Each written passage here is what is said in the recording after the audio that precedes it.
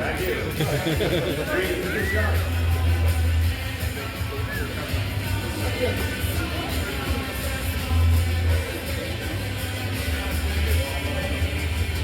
So now, ready?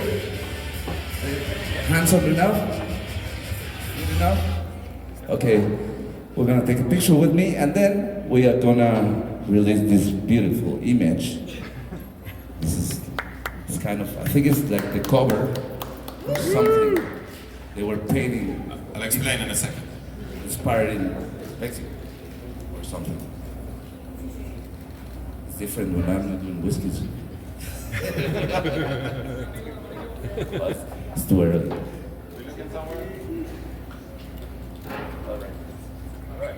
Let me do this for you guys.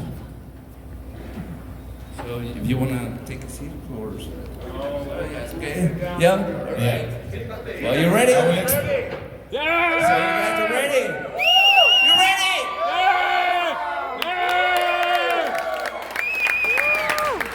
Allow me to explain. This is a previously unknown Renaissance masterpiece unearthed in the Belgian village of Hives. And it upends most of European royal history and most of rock history. This is proof that the Hives have been around for hundreds of years. So we decided to also make it the cover art for our new album that's coming out, and we are revealing this fact right now. The video was just to get you in here. The video for Enough Is Enough, which we will watch momentarily. This is the album cover art for an album called The Hives Forever, Forever the Hives. We've brought you here to the internet to explain this. And do you think we've done a good job on this album? Only 2 years after the death of Randy Fitzsimmons, which is a personal best for the Hives, a world record in swiftness in the world of the Hives. We're coming back with an album again. Yes, more. Feel free to applaud at home in front of your computer screens. I think we finally did it. Every single song a single, every single single a direct hit. An album that sounds like a greatest hits, but you've never heard the songs before. An album that will take us around the world on a massive worldwide tour that we're also revealing today. I know it's a lot to take in at the same time, and especially looking at how good the Hives look, it's hard to compute all this information. But it's an album, it's a song, it's a rock video, and it's a worldwide tour. Revealed for the very first time here in Mexico City. And now we can take your questions. Well, but first, surprise, surprise. This is so loud. Oh, you have a surprise for us? Yeah. Well, you already did it. Did I? Well, yeah, we have a couple of seconds because this thing is happening in Mexico and worldwide at the same time.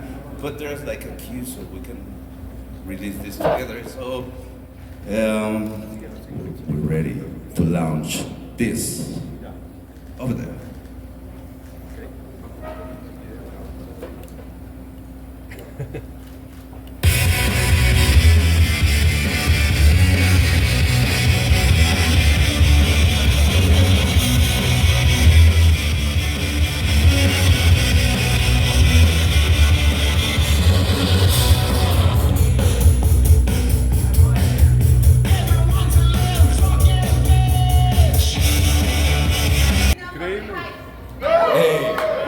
Vinieron a aprender malas palabras. Are we back online? Not yet. We'll wait for that then. Yeah. So until we are, it's a free-for-all. Everybody applaud. He speaks Spanish real good. He's good. Much better than my English. Okay. My Swedish is No worse. sé. You can tell Un us. poquito español. Yeah. Señoras. There's a risk I will answer every question completely wrong. So I'll take no responsibility for what I say if you ask us in Spanish. Oh, no problem. I'm gonna take care of you. So So you're gonna be safe. No press Yeah. violence. Well, we don't need to be safe. So ready? No. No. Not ready yet. Not ready. Not ready. Of course. So you want to squeeze in a question before? You did a movie or what? Yeah, no, the video should be over by now, but I'm thinking there's technical difficulties. Yeah, it's Usually is. It comes from some other place in the moon, so it's it's daytime here. It's the internet, man. It's so hard to understand. Yeah, I don't know. It's amazing. Yeah. Good to meet You you. can do anything with a computer these days. Yeah. No, the thing is that we are running the video all around the world and we are waiting to finish so we can come back all together live. That's why we are waiting for. So we're waiting for every time zone to have seen it. Right. Give it 24 hours, guys. 5. No, hold.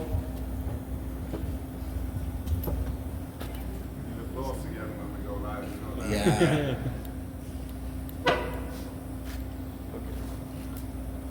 In. Vamos.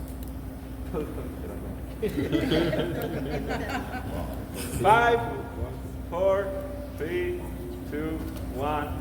We are live again.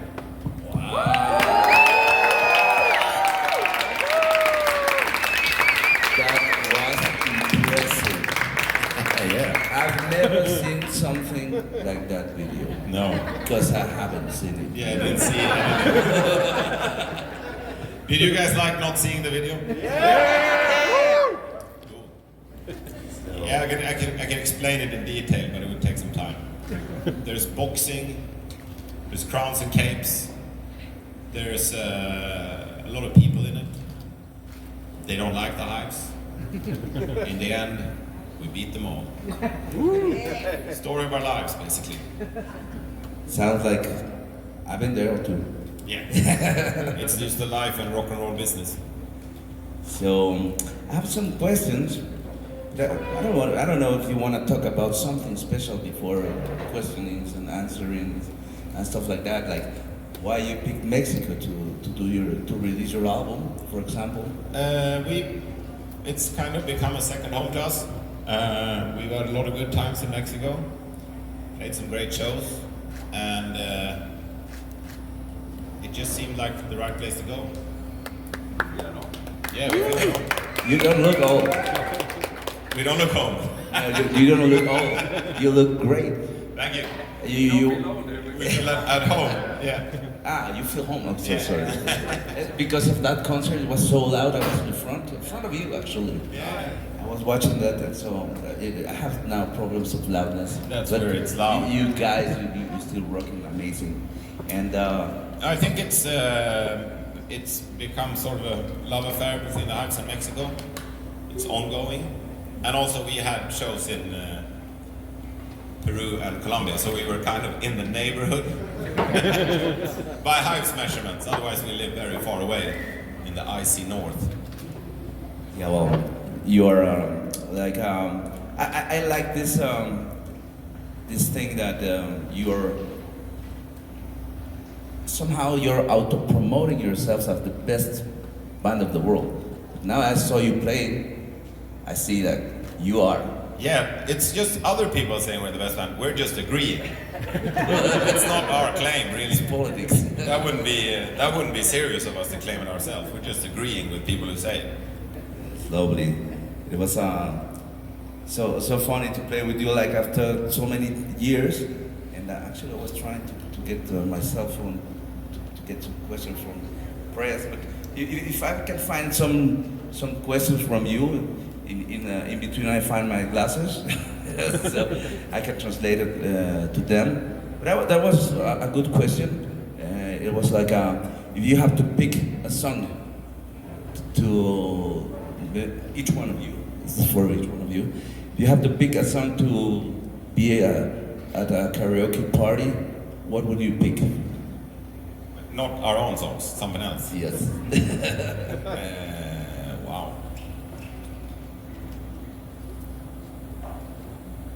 Tequila. It Good. means you don't have to sing that much. Good choice. You just wait and go tequila. Cool. That's my pick. I probably do come on by the hypes anyway.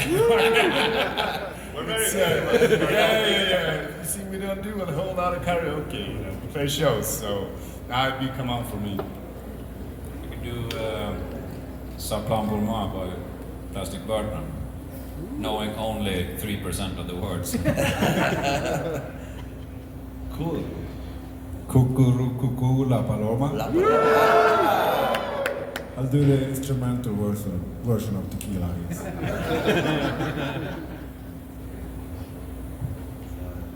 It's funny.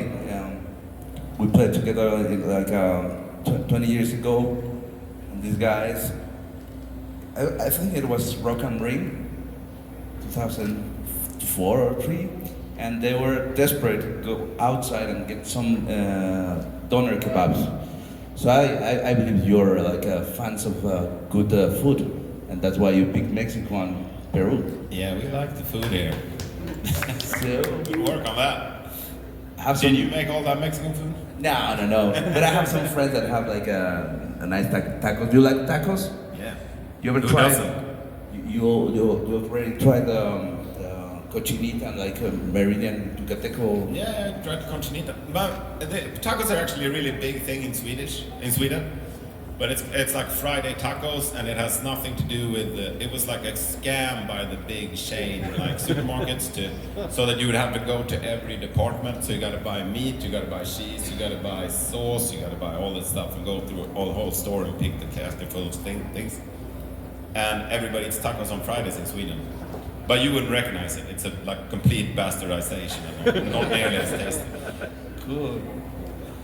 There's like how important? This is like a Reforma newspaper question. How important is your image and view style as a rock band in front of the audience? Can you explain the idea of the cover and go deeper around the designer and the evolution of design for album covers? Oh yeah. Yeah, so that's the latest album cover. I think we pretty much early on decided to keep it simple, that the covers would be us, like to have a picture of the band on the cover. It wasn't in fashion at the time when we started doing it. Everybody had a cover that was like some opaque photo and you didn't really know what it was, but we wanted very clear like band and logo, like kind of a traditional album design. And we kind of kept with that pretty much all through the years. Switched clothes, but it's just photo of us and the name of the band and the name of the record. Like that's seems like the simplest way forward. And our image on stage and stuff, we don't have. The thing about this is we look really good, right? Pretty handsome. But because we decide like once per 2 years what we're gonna wear, we don't have to think about it at all. Like all the other bands you see on stage think about it the whole time. We just decide once and then that's it. It's like being a doctor. You put the uniform on and you go to work. And it was amazing to see you all guys like undressed on backstage. Were you shaking us out naked? Yeah. It was funny. But, Funny. I thought it would be impressive. Yeah, well, it was kind of impressive, yeah, but Just undiplomatic diplomat. I won't talk about this anymore, so, but it was funny. So, what could we, this is Mr. Indy asking, what Hi, can Mr. we, Indy.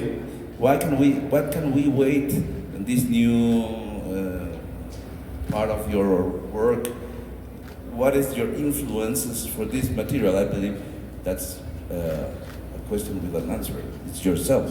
Yeah, it's pretty hard. It's true actually. When you've done it as long as we have, when we're talking about references for the record, we're talking a lot about stuff we've already done, kind of.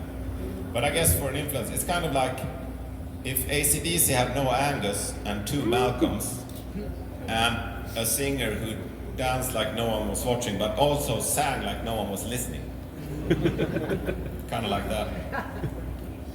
So this guy's from Pulver. There's a new, good, nice question here. So, you just launched a campaign to give away the lightning bolt suits. The suits were made with the cheapest materials money can buy. But which are they iconic to you? but which are iconic to you? So, does it hurt to part of the things like these suits? Does it hurt to part with things like these suits? Even though it's a new era, but it was a really good time for you. If you could have a suit like this from someone else, would it be? And who would it be? And what would it be? Okay, I'll start with the last part of the question. Maybe there was a kind of a weird like opera punk singer called Klaus Nomi, and he had like weird makeup and he had a suit with really big shoulders and it looked really weird. And a friend of ours owns his suit, so if I were to pick someone else's, it'd be that or some David Bowie suit maybe or something. He always had cool suits, and I don't think it hurts to part with it. We're kind of releasing it into the universe. We've done what we can with it. Now someone else can do what they can with it. But yes, the death of Randy Fitzsimmons was it was a great time in our lives, and everybody else's too. So I don't know. It's too early to say I miss it because it just ended like today. Do they stink? What's that? The sweats stink? Yeah. I mean, Nicholas usually says never trust a band that doesn't sweat. So yes, they smell different to when we got them. They can go back to Sweden. Yeah, I don't think the one we raffled off was clean though. Okay. Yeah, because we don't want anybody cloning us and starting a rival band. You know, we could get the DNI out of sweat. Right. We're worried about that. Really, really worried about that actually. Nice. So I believe I have I'm done with this question. So if somebody from you guys, I'm sure you have many questions. What about you? Which is good fun. Guys, you've been touring for 2 years. How do you find the time to make a new record, but also the suits now? Big mariachi suits. We used to have mariachi suits in like 2014, like actual full-blown mariachi outfits. That was the sexiest I've ever felt. It was something about the heels. Yeah, this is kind of more like a cowboy look or something. Halfway to mariachi maybe. And there was something else part of this. Oh, how did we have time? Who knows? I guess we haven't done anything else but rock and roll. There was a few months in the spring where we didn't tour, where we were in the studio, and then in the winter we've been in the studio. And we kind of finished the album like maybe a week and a half ago. Like it's very fresh. So yeah, so it was pretty fast. It was yeah, we worked pretty swiftly. We didn't have a lot of time, is the answer. I can't even remember what we did, but yeah, it seems like we must. Your question is that we must have worked really hard. and really fast. Yeah. You recorded this in Sweden? Yes, we recorded it in Sweden with our old friend and associate and advisor Pelle Gunnerfeldt, who recorded our first album, Barely Legal, in 1997, and has since been a part of a lot of the music we recorded. And also Mike D from Beastie Boys was involved in parts of the album.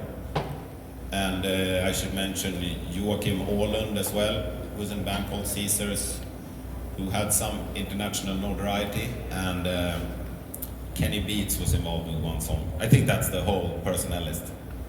Nice. And it was recorded in a studio owned by Benny Andersson from ABBA, who we are not sure, but we think he's the first B in ABBA. And also in a studio that's owned by a mumble rap label called Year One, with acts like Young Lean and stuff, if you're into that sort of thing. Well, that's a good reference for mixing. For me, it's like a top references for mixing. Oh, yeah. Swedish. So Yeah, all good people. Talent, so much talent in the album. okay, let's move to another question. A ver, uno de este lado. Mickey, you point. Yeah, you are bored. Yeah, you point on who gets to talk. Okay. Azul del Olmo from Excelsior newspaper. I would like to know, last October you visited us here in Mexico when you came for this amazing show that you gave at the Palacio de los Deportes. And if I'm not wrong, it was your biggest show until that time. So I really want to know, what lessons did you take from that show, pros and cons about playing a big show, pros and cons about that show here in Mexico? Yeah, I think what we learned is, like Nicholas said, do more of them. Seemed like a good idea. We learned that we can do them. So now that's what we're doing, basically. The touring for Death of Brandon Fitzsimmons was kind of intentionally kept small, like smaller shows, until later in the touring cycle. And now we're kind of starting big on this one, I suppose. So, yeah, we really like doing the big show at Palacio de Deportes, and seems like everyone was happy, so we're going to keep doing that for a bit, I think. Big shows, it's the new thing. If you haven't heard, it's the latest from Paris, doing big shows. Thank you. Okay. Also, black and white is the new black. Well, for me, I'm colorblind, so it's the same. So, anyone else? Aquí mismo, Over here? de este lado acá, con el micrófono. He was the fastest. Yeah, he was. But he doesn't have the mic. That guy has a mic. Okay. Ok, sí, sí. Get a mic. Bueno, quisiera preguntarles, Benny Vicious y Tyrannosaurus Hive son dos álbumes importantes en su carrera. ¿Qué recuerdos tienen de esa época de la banda y qué tan cercanos se sienten a ellos con este nuevo álbum? How about the first two records? What's good? What reminds a good experience reminds you those records, and if this new record has something to do with those that era? Maybe sound. If it was good memories, yeah, that was a fun time. The Venue Vicious time, Barely Legal, we didn't do much. We just did a couple of shows, basically, a few tours with other bands. But Venue Vicious was the first time we released the record, and we had fans and got popular and stuff. And that was very important to keep going. So that was important for us. You need fans, otherwise you kind of can't do it. And if anything on this record, yeah, there's definitely stuff that. There's even a song that kind of has that Barely Legal, super fast hardcore punk tempo. So I think if you're asking questions because you only like those two records, I think you're gonna like this one too. Tómala. Bien. De este lado. I promise I will love your new... El niño. Perdón, niño. Too many mics. Be nice with him. Promoter. Consideramos que son unos arquitectos musicales. Construyen un edificio llamado The Hives. ¿En qué nivel o en qué piso o cuántos niveles tiene The Hives y en qué nivel están y cuál sería el color ahora de este piso? You are an architect, and you are which level you will be now as an architect of your own project? What level? I think we be at whatever is the highest level. Obviously the penthouse. We've been practicing for 30 years, and we kind of know what we want. So if you don't like what we do at this point, we don't want to do what you like. Definitely, yeah. So I guess that's the highest level of architecture you can be. So I guess we build like massive citywide projects all over the world, and plan the lives of millions. And If I understood the question. Yeah, and the color of Right. the color of the floor, which one? What do you I recommend? think this black and white is for some reason appealing to me. Maybe we designed this back in the 1400s when this picture was painted. Okay, thank you. Thank you. Bien, niño. Hi, I'm Lucila, and I promise I will love your new album, even I haven't heard it. Thank you. That's the energy we need. Yes. But your second album is gonna turn 25 years in about days. So I wonder are you planning something special to celebrate? We might have a beer. But we're not much for big nostalgic proclamations or like doing a tour where we only play the songs from that album and stuff that some bands do. It was never really our thing, I think.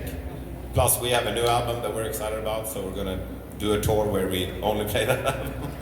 How many days though? Yeah, and when is the anniversary? You see, we don't even know. I can't Typical remember, man. but it's in April. In April, like about April? in 10 days or something Oh like wow. that. April, Yes. April. Yes, something like Maybe that. we buy some bubbles. Look, 'cause, I mean, we've been trying to celebrate anniversaries quite some time. You know, we turned 10 years, missed that. Turned 15, missed that. Turned 20, missed that. So a record that started 25. We're not gonna do shit. Sorry. We do love that record though, but it's just not, we're not good at it. Basically. Okay, thank you. Gracias. What else over there? Your microphone. He's already in the microphone. Hello, I'm Roberto from Sale el Sol. Judging this album cover, do you feel that you, after 30 years, have become the rock and roll royalty? Yeah, but it's very complicated to be 5 kings. It's hard to make decisions. I think, it's where that kings of rock thing, it's hard to beat Elvis, and he was kind of, he wasn't even first, but so we're among many kings of rock, I would say. But I feel we're at I think, this is as good as we're going to get. We're just going to coast on this level now, as long as we can. I think we kind of always were as well, but this is just to kind of make it official or whatever. Yeah, we were princes of rock on the first album, and since the second, we've been kings. Here's okay. Make it. Oh, hi guys. With all this new process and all the experience that you had making new albums and writing songs, so when do you know a song is finished and you just don't wanna put extra effort and put extra effects or another riff? When do you know it's perfect to fit on for an album, and how many songs are just left out of this new record? Well, there are songs on this record that we've tried to finish for decades. There's maybe one riff from the Tyrannosaurus Hypes era, and we couldn't finish it then, we couldn't finish the next record, we couldn't finish the next record, but now we finally finished it, so either that says that we're really, really bad at knowing when something's finished, or we're very good at it, and I'm not even sure. Usually we're finished when the record company says you can't do any more to it now. There's really only one way of knowing as a band when the song is finished, and that's when you feel that this does not suck anymore. This is not as bad as I sometimes feel it is. That's when you know it's done, and that's when it's great. We're very hard on our songs. We knock, we knock down on everything. We're very hard on our songs, and when we feel they don't suck, that's when they're great. So it's pretty easy. Thank you. It's easy to be good, just be very negative most of the time. Stay negative. Hola, yo soy Absa del club de fans de Hypes México, que están acá. Y, well, I'm fan from the Hypes since 15 years ago. And now I'm sharing your music with my niece, that is she's a little girl fan of yours. She's always screaming and jump like you. And well, my question is, what are the Hypes planning to do to connect with the new generations? I think have fans that play the music to their younger relatives. I think that's the plan, like you just did. We kind of actually, I think we always thought that rock and roll should work on young children, because they don't worry if it's cool or not, they just feel the feeling and react to it. So we used to, even from 2004 onwards, we've tried our music on small children. And if they start nodding and jumping up and down, that's usually then it's going to work on adults too. I think it's probably more important that it works on children, because adults have too much intellectual overbuilding on everything they think. They think, is it cool to like this or whatever? But young children just react. The same way that drunk, grown-up Mexicans react. At the shows, exactly. Until they get drunk. It's the same brain. But it's also, there's another thing that you got to do. You always, I think, have to release new records, because younger fans, they go in and they find a record and they feel that this is my record. it has to be a current thing as well. Yeah, it's nice to see you all get along like you do. I think you can go outside and have a beer together and go to the cinema or something like activities, because you look like really, you have like this old friendship, and that's pretty respectful after 30 years or something like about that. It's pretty much, apart from our parents, like the longest relationship any one of us has been in. And it's also the longest anyone we've known has, I don't want to call it a job, but done the same thing. Like we have friends who are like plumbers and doctors and all that stuff, but none of them have been going for 30 years at this point, unless they're older than us. I'm talking about people our age. But. So yeah, it's pretty special. It's also all we've ever done, so we can't compare it to anything. So it's hard for us to know what it would be like if it was different, but yeah. Congratulations, the Hives, for sticking together for 30 years, huh?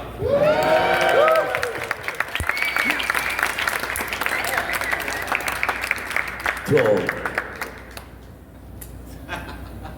that's a picture I was showing you, he was just showed me a picture of me and him and just said, yeah, he was staring at me like if we were in love. ¿Qué más? Acá. Hi, it's me again, Azul del Olmo from Excelsior newspaper. I really want to know, in 10 to 11 days, it's going to be the record store day. So I really want to know, what do you think about this increase of the vinyl sales around the world? And if you think, or if you feel like it's something like resistance against, all the streaming things that it's happening nowadays and all the digital world that we're living nowadays. Vinyl, at the end of the time, it's something that you can touch and you can bring to your home. I think that's part of it, but I think we were always kind of into that format, because you get a big picture of it and it's fun to put on the record. And it's also when we construct our records, or when we make records, we think a lot of it as an A side and a B side. Even if you listen to it on streaming services or a CD or whatever, it just helps to keep it manageable. Like, what kind of song do we want first on the B side? And so even though our songs are released on streaming, we're making a vinyl album basically, at least in our minds, because that's the artifact. Like with all our favorite records are like vinyl records, and how they're supposed to sit together. Like that's the format of rock and roll as art form. I think is the LP, and I think that we really like it because it pays more than streaming, which is also good. We've sold millions of records, most of them before streaming. Yeah. I can testify that. Thank you. So, thank you. Are we done with the questions? Okay, no. Oh, this is kind of tall for me. Okay. Okay, I have a question about this painting. You were telling us it's from 1400, something like that. Yeah. I want to know more about the artifacts that might be found with this thing, and also about the implications of having the hives since then. Will it ever end? Will you ever be free? Or you will be, I don't know, android hives in 3,000 years from now? How do you feel about it? Well, the album is called The Hives Forever, Forever the Hives. So I guess we're stuck with this thing. 30 years until eternity. And it was almost a surprise for us that we've been going this long, actually. We thought it was 30 years. It turns out it's a couple of 130 years. We're proud to have been a part of European rock and roll and royalty for about 500 years from now. We're trying to carbon date the painting. Okay. We're not really sure how old it is. It's very important that you carbon date that. And what about the crowns? Do you have them? Are they any value? We don't dare to value them because we got to bring them on tour. And if we value them, we have to insure them, and that would be too expensive, I think, in the era of streaming. Good. What else here? Hi, Easy from Vibras. It's a pleasure.